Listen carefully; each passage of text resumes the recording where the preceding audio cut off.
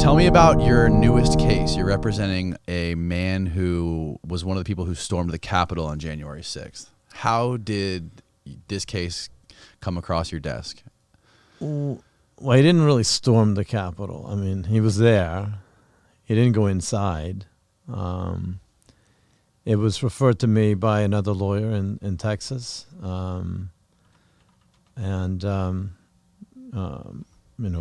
His brother lives in Texas, and that's how it came to me. Okay, so was his brother there too? No. Okay. No. It was just my client and a bunch of other people that were up there on January 6th doing some stupid stuff at the Capitol, right? So what specifically did your client do? I don't know how much details you can give. So, what did he do, and what is he being charged? What was he charged with, and how did they catch him? So he was caught because of what he was wearing, right? There's tons and tons of video surveillance. And he had a very distinguishable jacket and hat, which caused the Huffington Post to do an article about him and why he hadn't been arrested yet. So that's when he reached out to me, and then I reached out to the agents, knowing that it was inevitable that he was going to get caught. Okay, so essentially you kind of turned him in? Self-surrendered. Self-surrendered. He self-surrendered, right. Okay. Yeah, rather than being arrested in the middle of the night, self-surrendered. That was back in the spring, and we just entered a guilty plea in D.C. last week, taken into custody, awaiting sentencing in December. So pled guilty to assaulting law enforcement officer on the Capitol steps by throwing a fire extinguisher towards them, spraying it first, and then throwing it towards law enforcement. Jesus, this always happens. What is We're it? surrounded by we're in hillbilly land over here. We got this like super ghetto auto repair shop next door, and this guy's like revving his engine all the time. It always happens at 7 o'clock. It's like a part of the show now where the people who are watching it, they're just waiting for that to happen. All right, so there it's you okay. go. We can live with it. Okay. So what was this guy like when you met him? Super nice guy. Super nice guy. We're from completely 180-degree different political, viewpoint. I'm a liberal. He's a, conservative, Trump supporter. Very, very much into that when we met. Talked about how he's a patriot, at which point I pointed at the photo of myself and President Obama and said, knock off the patriot thing. We're all patriots. It's okay to have different points of view. That's what's so cool about this country. So he's a super nice guy, nice father, hardworking guy.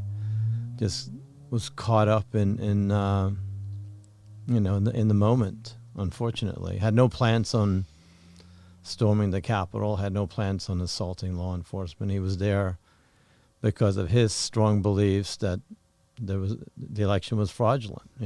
I obviously disagree with that, but that was his belief, and that's why he was there. And he listened to former President Trump. He was told, to go to the Capitol, and next thing you know, he's in the middle of the hysteria that took place, and unfortunately made some bad decisions. Was he there by himself? Was he there with friends or by family? himself? He was there completely by himself. He Yes. just decided to fly from Tampa to go see Trump talk. Drove. Wow. Mm-hmm. That's an interesting viewpoint that you spoke about. Like when you met him, you pointed to him, knock off the patriot thing. We're all patriots. Right. A lot of people don't have that sort of view. A lot of people view it more as like one team red versus team blue. Right. My team versus you. It's very tribal. What was his reaction to your point of view and your outlook? I mean, he was receptive to it. I mean, not receptive to changing his outlook, but receptive to the idea that it's okay to have different opinions. It's okay to have strong different opinions, Mm-hmm. that doesn't mean that you go in and storm the Capitol. You know, that's not something that we expect to see in this country. I mean, it was, I think the whole world was watching because it's just not supposed to happen here in the United States. Mm-hmm. Have you seen that documentary on HBO called Q? No. Into the Storm? I don't think so. It's about majority how the people that were there on January 6th, how that whole situation culminated, and from basically social media, internet algorithms, and these internet boards, these uncensored internet boards, such as 8chan and 8kun, where these people go, and there's virtually zero censorship, and everyone remains anonymous. Okay. So no one uses their actual name or an actual picture of themselves. They all have anonymous pseudonym names, and they just talk about whatever they want. There's like different boards for different subjects, and there's this guy called Q, who everyone believes is like this somebody who's embedded in Trump's campaign, who's very close to Trump, or could be Trump, who's like sending these cryptic messages to all of his followers online. And it basically, it shows that the people who follow that and believe it, and buy into it and wrap their identities around this thing, whether it be Trump or whether it be QAnon, but these people who essentially just invest everything in their lives and wrap their entire identity around this one political, belief or ideology. That's what it is. It's an ideology. It's people who are essentially either vulnerable or very gullible, or don't have anything else going on in their lives where, they need something to cling to, or, they're misfits. And anyways, it's this whole thing that culminates in the September 6th storming of the Capitol. So I didn't January 6th. That's what I meant. Yeah, January 6th. Yeah.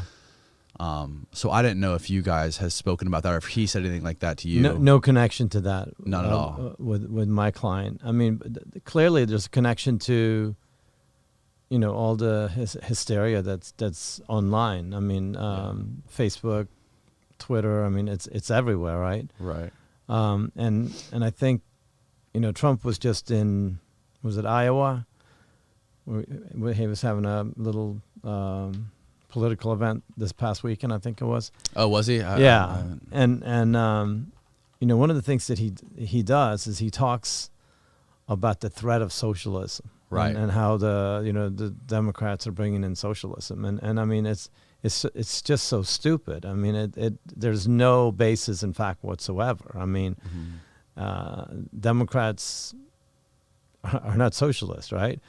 But I've encountered people in the past couple of years. I mean, bright people that are college professors or retired college professors, lawyers, doctors, who just have this sincere, strong belief that this threat is real, and I think that's.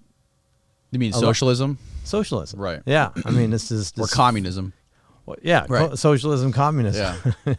And I mean, to me, it's just completely ludicrous. But that's something that's sort of been ingrained in people here in the United States for a very long time. Very long time, yeah. And so it doesn't take a lot if someone in power starts stirring that up, and that's what Trump is doing or has been doing.